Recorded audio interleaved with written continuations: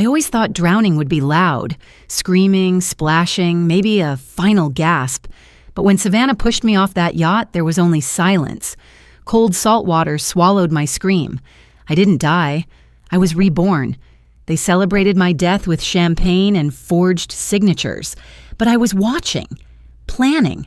Every lie they built after that night, I was already underneath it, brick by brick. They stole $20 million. They thought the ocean buried me. But the tide doesn't keep secrets. It returns what it swallows. And when they came back home, I was already there, waiting. They called it a celebration, but for me, it felt like a coronation. I stood on the deck of the yacht, wind teasing the hem of my linen dress, a glass of champagne in hand. Eric, my husband, laughed beside me, arm curled around my waist like I was the trophy he'd won and didn't want to lose sight of. Across from us, Savannah raised her glass too, her smile radiant, sisterly, practiced. To Harper Industries, she toasted, and to Jessica, the woman who made it all possible. Everyone clapped. I smiled.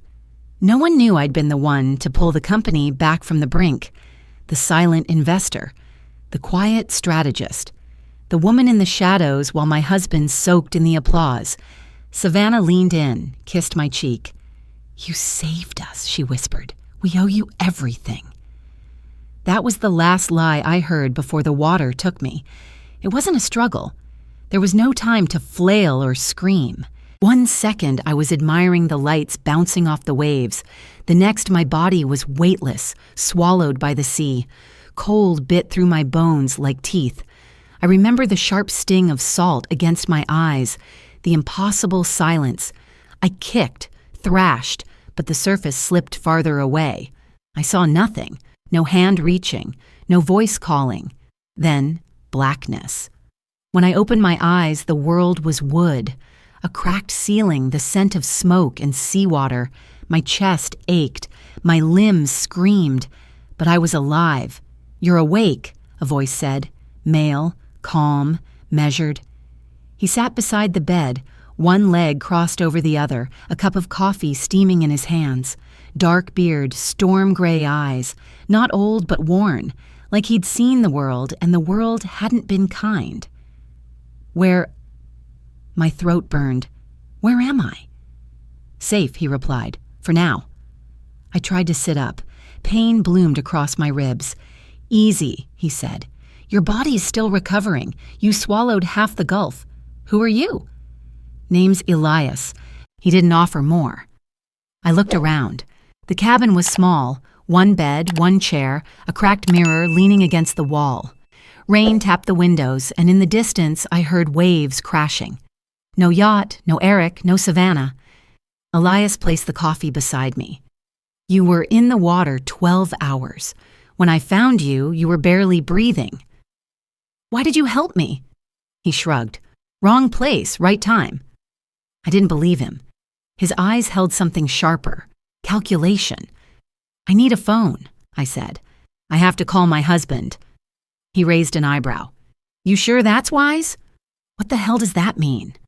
He stood, walked to a small desk, and returned with a folder. "Thought you might say that." Inside were documents, photos, screenshots. One showed Savannah embracing Eric at a press conference, their eyes red from fake grief, hands entwined. Another was a bank transaction, a massive sum transferred from our joint account to one under Savannah's name. The date was 1 day after my death. There was a life insurance policy, signed, amended recently. Beneficiaries, Eric Harper and Savannah Miller. "No," I whispered. "They wouldn't." "They did," Elias said, "and they're doing more. Within a week, Harper Industries will be in Savannah's name. The rest? Liquidated, dispersed, buried." My hands trembled. The betrayal burned deeper than the sea. "I can go to the police," he shook his head. "And say what? That your husband and his sister plotted to kill you. You have no evidence, no witnesses. You're legally dead, Jessica, and if you walk into a station, they'll ask why you disappeared without a trace for days." My throat tightened. He was right. Even if I survived, I had no voice. "What do you want from me?" He looked at me then, not with pity, but with interest. "That depends. Do you want justice or something bigger?" I stared back, heart hammering. I didn't know who Elias was or what game he was playing. But in that moment, one thing was clear. I had been erased, rewritten, and now I would rewrite them. I became a ghost, but not the kind that haunted, the kind that learned. Elias helped me disappear, not just from the world, but from who I was. Jessica Harper had drowned. In her place stood someone quieter, harder, infinitely more patient. We crafted a new identity, Rebecca Lane. A name with no past, no attachments, no questions. I lived in a one-bedroom apartment above a garage in a nowhere town along the Gulf. Each morning began at 5 a.m. with Elias sitting at my table, throwing lessons at me like knives, how offshore accounts worked, how shell corporations hid money, how to track someone's digital footprint without leaving one of my own. I took notes. I studied. I failed. I tried again. He wasn't gentle. He didn't explain twice. But he taught me how to hunt. While the world mourned the woman who'd vanished at sea, I watched Savannah step into my life like it was tailored for her. She wore my jewelry on TV interviews, accepted condolences with trembling lips. Eric stood by her side, jaw tight, eyes glazed. Not grief, something colder, emptiness. At first, I hated them equally, until I noticed the patterns. Savannah spoke, Eric followed. She gave orders during board meetings. He deferred. Her signature appeared on legal transitions. Eric's rarely did. When she touched his shoulder, he flinched, and once, on a grainy live stream of a gala fundraiser, I saw his hand curl into a fist in his pocket when she kissed his cheek. Elias paused the video, smirking. That's not a man in control, that's a puppet. So Eric wasn't the architect. He was another tool. What is she holding over him? I asked. Elias didn't answer. He rarely did unless he wanted to, but I noticed the way his fingers tapped twice on the desk, like a Morse code. He was hiding something. The deeper we dug, the stranger it got. One of the accounts Savannah accessed most often was tied not to Harper Industries, but to an unlisted fund in the Cayman Islands. Its deposits didn't match company income. Too frequent, too large, and too clean. No red flags, no errors. It looked professional, too professional. She's not that smart, I said, scrolling through the ledgers. Elias nodded. Exactly. The more we traced, the clearer it became. Someone else was orchestrating the financial architecture. Someone above her. Then came the footage. The yacht had been scrubbed. Savannah, or someone she paid, had wiped the onboard security system. We knew that, but Elias had contacts. Old ones. One owed him a favor and pulled satellite backup footage, grainy, wide angle, but usable. He played the clip without commentary. There I was, standing by the railing, champagne in hand. Savannah walked up, smiled. She leaned in. Then suddenly another woman appeared, blonde, tall, wearing a wide-brimmed hat that concealed her face. She handed Savannah something. Small, shiny, metal, a syringe. Seconds later, Savannah gripped my arm and leaned in again. I stumbled backward, hands flailing. The clip ended with me hitting the water. I didn't blink. I didn't cry. I watched myself vanish frame by frame like it was someone else's life. "Who the hell is that?" I asked, pointing at the blonde. Elias didn't answer at first. He clicked rewind, paused at the exact moment the object changed hands. He zoomed in. "Whoever she is," he said slowly, "she's not a guest. No one remembers her being on the boat. No logs, no photos.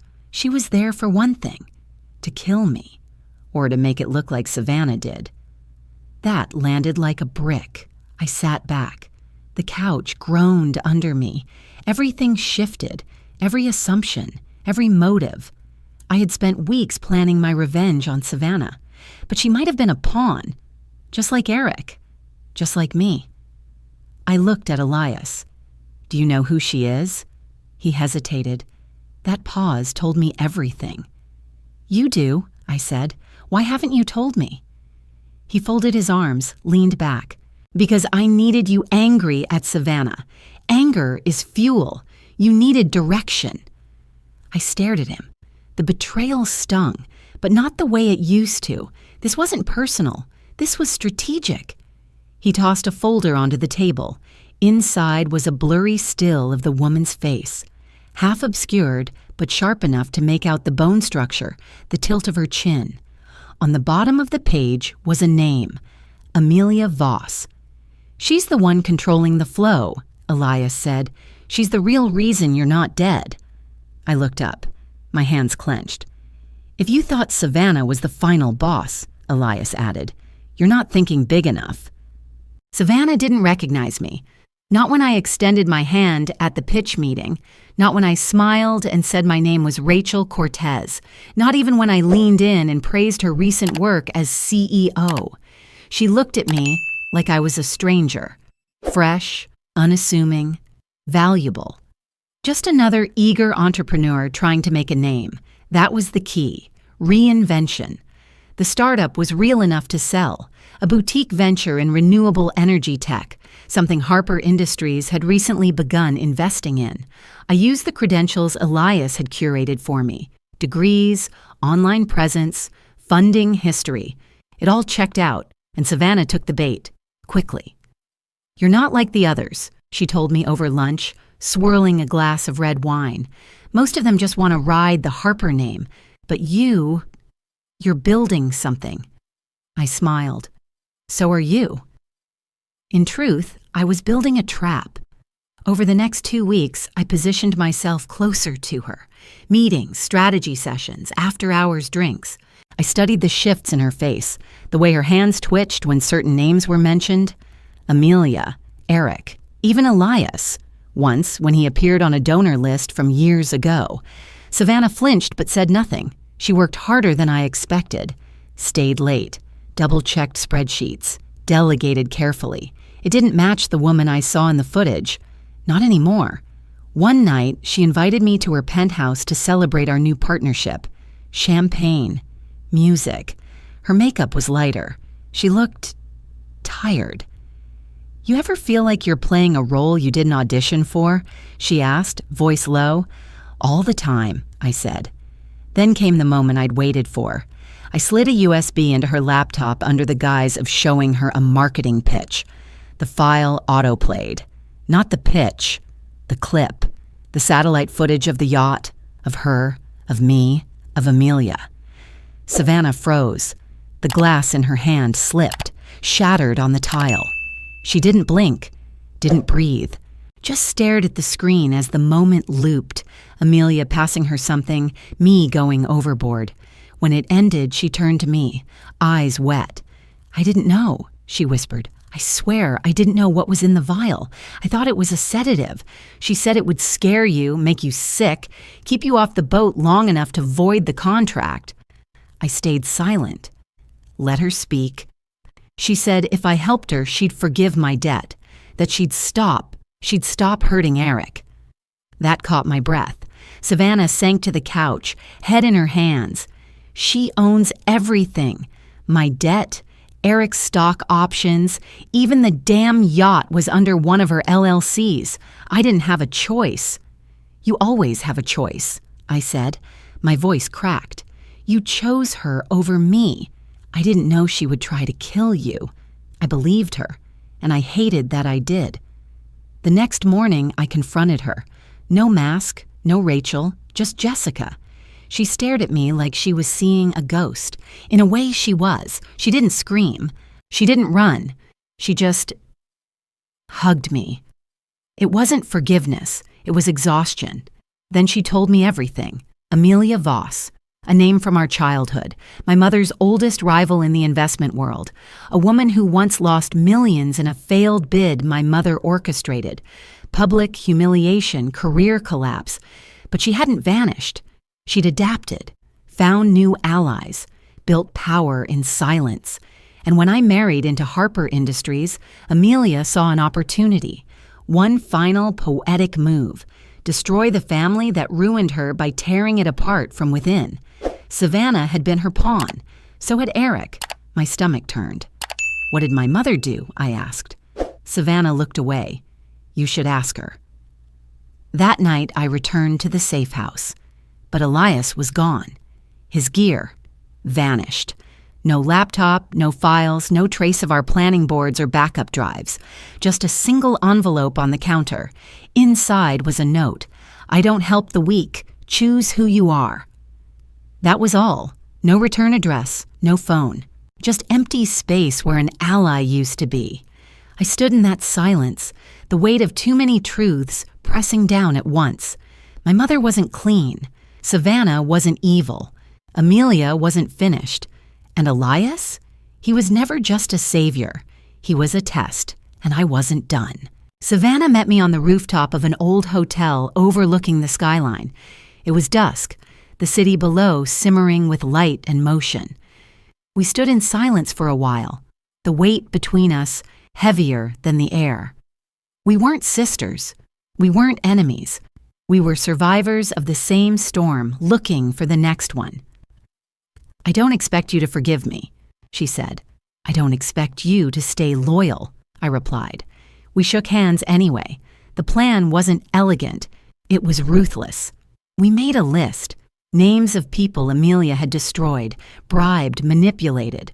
Former employees, discarded partners, whistleblowers who were silenced with NDAs and threats. Most of them had tried to forget her. A few still carried the scars. One by one, we contacted them. One by one, they answered. There was something about two broken women asking for help that made people listen, especially when we brought receipts, contracts, voice recordings, financial trails buried beneath layers of shell companies that Elias had once shown me how to decode. Irony twisted in my throat every time I used what he taught me. Savannah reached out to her father's former advisor, a man who'd lost his pension after Amelia shorted a joint venture and walked away with the profits. He handed us ledgers Amelia thought were destroyed. I found a data analyst who'd been blacklisted after questioning discrepancies in IPO filings. She gave us server access codes. And then there was Jonah. Jonah had once been Amelia's right hand. He'd left after she threatened to expose an affair that could have destroyed his family. He was cautious, haunted, and still afraid. But when I played the clip of her on the yacht handing Savannah the vial, something changed in his eyes. She used all of us, he said. Tell me what you need. We didn't just want to expose her. We wanted to destroy her. Her company, Voss Dominion, was days away from going public. The IPO was set to break records. Billions in investment teetered on the illusion of perfection, so we cracked it open. Savannah fed fake metrics into an investor portal. I scheduled a dummy press release hinting at internal investigation. Jonah secured the last piece, a confession video. Grainy footage of him detailing everything, the bribes, the fake audits, the silenced whistleblowers. He gave names, dates, passwords, and we timed it all to hit during the shareholder meeting. The ballroom was packed. Bankers, reporters, board members. Amelia stood at the front in white silk, power radiating off her like heat. Cameras flashed. Applause echoed. Then the screen behind her flickered. The video played. Silence followed. At first, just stunned confusion. Then panic. Phones lit up. Investors whispered. Executives walked out. Amelia's smile cracked for the first time in a decade. Within 20 minutes, 3 major firms pulled their bids. The stock dipped, then crashed. I watched from a side hallway, Savannah beside me, her breath shallow. She's done, I whispered. But I was wrong, because someone else stepped in. Hours later, as news channels cycled Amelia's downfall, a press release appeared. Voss Dominion had been acquired in emergency arbitration. The buyer, EV Capital Holdings. It took me less than 5 minutes to trace it. The E was Elias. He hadn't vanished. He had pivoted. He'd let us burn her. And then he bought the ashes. I stared at the screen, rage pooling in my chest. It was brilliant, disgusting, predictable. Savannah read the name and blinked. Is that? Yes. The phone in my pocket buzzed. No caller ID. I answered. Impressive, Elias said. But next time, try not to do my job for me. You used us. You were never strong enough to finish her. I just gave you the illusion of control. You let her try to kill me. I let her lose, he replied. Big difference. I hung up. Savannah looked at me. Now what? I didn't answer right away. I was still staring at the news ticker, at his name, at the smug line beneath it. Elias Vale appointed interim CEO of Voss Dominion. I thought we'd killed the snake, I said. Savannah tilted her head. We did. I turned to her. Then why does it feel like we're in the nest? The office Elias gave me overlooked the city like a throne over its kingdom. Glass walls, minimalist furniture, silence so pristine it echoed. I stood behind the desk that once belonged to Amelia Voss and stared at the nameplate he'd already placed there. Jessica Harper, interim CEO. You earned it, he said. Why let someone else take credit? I didn't respond. His smile lingered just long enough to feel like a threat. He offered power with open hands, but every finger was a leash. I knew it. He knew I knew it. That was the dance. Savannah refused to enter the building. After the board meeting, she disappeared for 3 days. When she returned, it was to hand me a single envelope containing her formal withdrawal from Harper Industries. This isn't redemption, she told me, but it's the only way I can breathe again. She vanished into the outskirts of California, renting a cabin and living offline. No press, no money, no explanation. She wanted peace or punishment. I wasn't sure which, and I stayed. Every time I sat in that chair, I asked myself if I'd already crossed the line. At first, I kept the team lean. I avoided headlines. But slowly, things shifted. I stopped asking why. I started saying, make it happen. I didn't smile unless I needed something. I no longer cared who liked me. Cold decisions came easier, and the more I adopted the language of control, the more the world obeyed. One night, Elias invited me to a private dinner in a penthouse overlooking Midtown. Candlelight, imported wine, a file folder between us. This isn't a negotiation, he said. You give me the footage, every copy, every contact, all of it. I didn't flinch. Why now? He sipped his wine. Because you're no longer the underdog. You're a liability. What happens if I say no? He leaned forward. Then I make you disappear again, and this time, permanently. He meant it. I took the folder, stood, and left. I didn't look back. That night, I drove 2 hours north to find Savannah. She opened the door barefoot, a sweater hanging off one shoulder, eyes wary but calm. He's going to kill me, I said. She didn't blink, just stepped aside. We talked until sunrise. She showed me what I never expected, a flash drive. I've been tracking him, she said.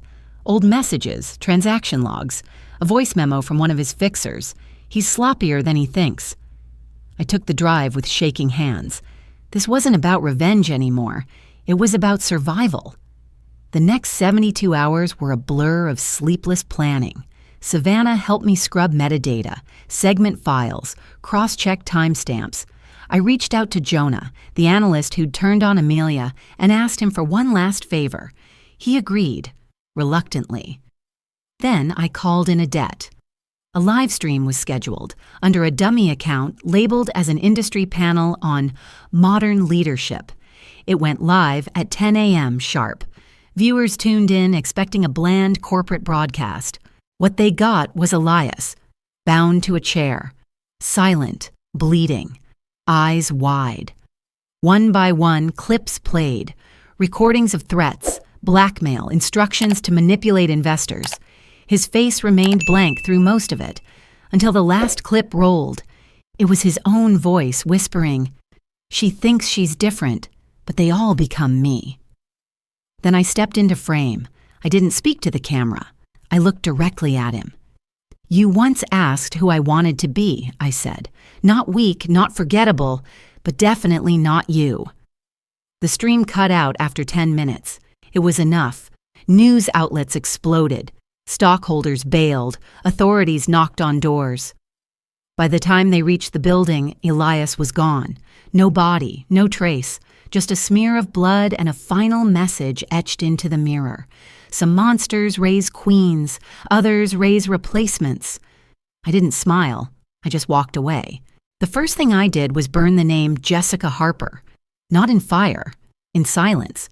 I deleted accounts, wiped drives, shredded bank cards, socials, emails, birth records. Every data point that once proved I existed was methodically erased.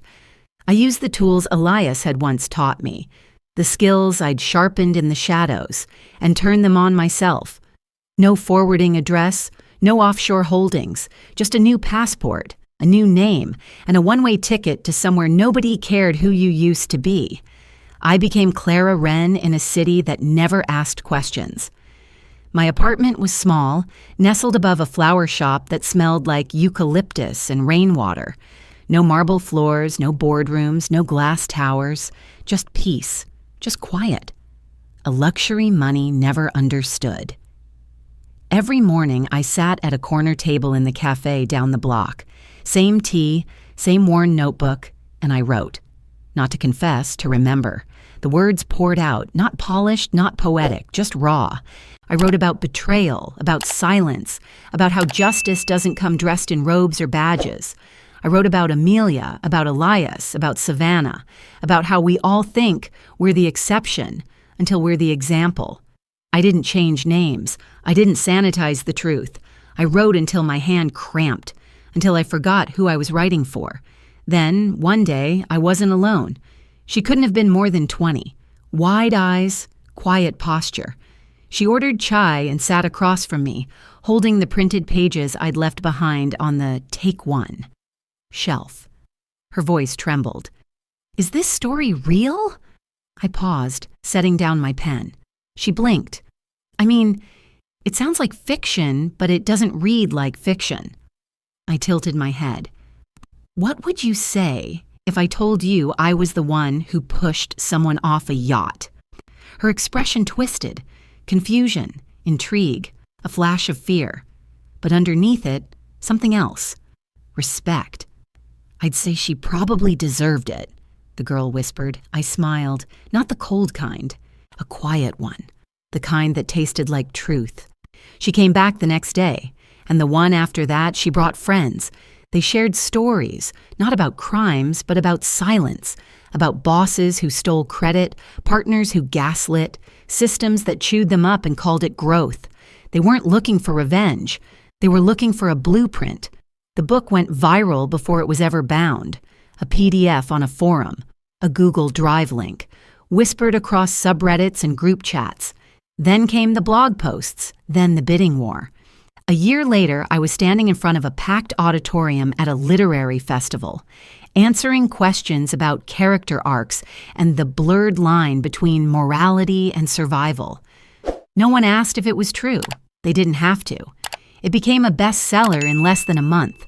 Translated into 9 languages, the title stayed simple, Drown Her Quietly. And then the letters began. Encrypted emails, untraceable postmarks. Women, executives, lawyers, whistleblowers, writing to say they'd read the book, and they wanted in. One message stood out. We have resources. We have reach. We need someone who's been on both sides of the water. Attached was a dossier, not about me, but about the woman who sent it, and the dozen others backing her. All women who'd lost everything to men like Elias. Women who had clawed back enough power to ask the right question. What if we didn't play the game? What if we rewrote it? They weren't interested in courtrooms. They were building something else. They called it the Wren Network. Fitting, I suppose. I said yes, not because I wanted vengeance, but because I knew what it felt like to drown alone. Now I teach others how to hold their breath, how to swim, how to strike. We don't destroy for fun. We dismantle quietly, one false king at a time.